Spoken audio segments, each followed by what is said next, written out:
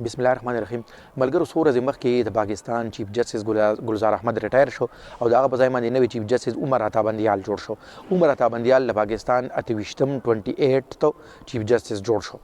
نو اوس دا چې کوم چیف جسټس ریټایر شو ګلزار احمد د تقریبا 2 کال چیف جسټس پاتې شو. د په دور کې د څنګه فیصلې ورکړې وي نه د هغه آبم پته ولګي او د نوی چې کوم چیف جسټس جوړ شو عمر عطا بندیال نه د پاست ریکارډ د فیصلو څنګه دی نه د فیصلو جایزه به موږ اخلو زمونږ د آزاد سرکار نشته ځکه چې وایي جج جو ہوتے ہیں ان کی فیصلے بولتے ہیں. نو ډیره به تاسو ته پته ولګي چې د دواړو پرفارمنس څنګه و.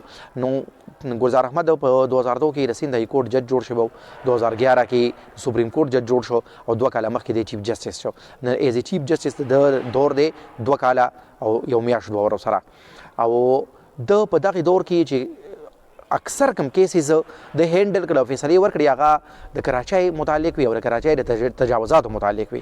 تجاوزاتو یو غټ کار او ښه کار د دا وکړو چې د سرکولر ریلوی چې کوم ځمکه وه او په هغې باندې قبضه مافیا قبضه کړې وه نه هغه یې د هغې نه بحال کړه. خو د تجاوزاتو اپریشن کې دغه نیوکه په ده باندې کېږي چې تجاوزاتو اپریشن خو شو خو اکثر هغې علاقو کې وشو کوم ځای کې چې غریبانانو کورونه او جومپړای وي او هغوی له متبادل کور ورکولو هېڅ انتظام ونه شو. دور کې په لومبي ځل باندې د پاکستان تاریخ کې یو فیمیل جج سپریم کورټ ته راورسېده. بله خبره دا وه چې 10 کاله پس یو وزیر اعظم کورټ ته طلب کړی شو او دا د اے پی ایس هغه د ماشومانو هغه کیس چې کوم دی نه د هغې وزیر اعظم طلب کړی و. د کورونا وبا کې چې حکومت باندې د ګپلو کوم الزام ولګېده نو چیف جسټس ګلزار احمد د هغې از خود نوټس واخیستو او هغه کیس بیا هینډل کو. یو د جاب بلدیاتي ادارې د هغې د بحال کولو حکم وکړو خو په هغې باندې د دی وو او په هغې باندې څه عمل ونه شو. نو دا بیا نګیټو پوینټ دی.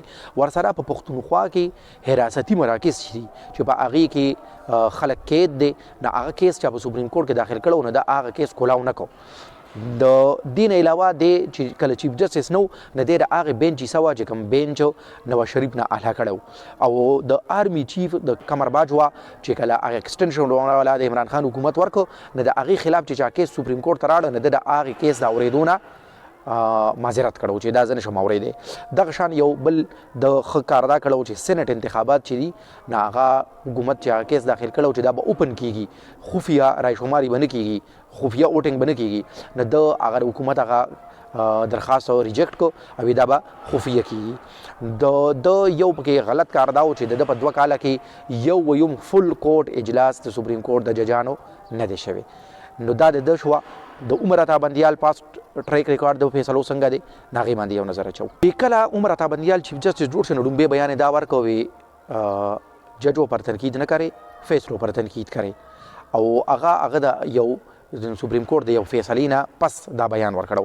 هغه فیصله څه وه؟ هغه فیصله دا وه چې کله په جسټس فایزي صاحب باندې هغه کیس چلېده صدارتي ریفرنس و نو په هغې صدارتي ریفرنس کې دا عمر عطا بندیال چې اوس کوم چیف جسټس دی پکې و د هغه صدارتي ریفرنس ریجیکټ کو او دا ښه خبره وه. خو ورسره د دا چې کوم دی نه وایي چې اف بی آر دی د جسټس فایز عیسی د او د فیملی د اساسو چانبین وکړي.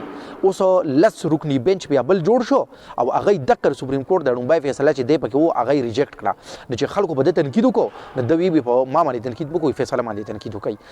بل د یو پیرې ته په جسټس فایز عیسی صحافیانو باندې څه تشدد شوی و نو چې د هغې متعلق یې از خود نوټس واخیستو کړې وه د هغه ټایم قایم مقام چیف جسټس ونه د قایم مقام چیف جسټس په تورې دا د پاور د از خود نوټس د اخیستو دی ریجیکټ کو او دا یې بیان ورکړه چې د آینده لپاره بس صرف د سپریم کورټ چیف جسټس از خود نوټس اخیستی شي بل څوک نشي اخیستی.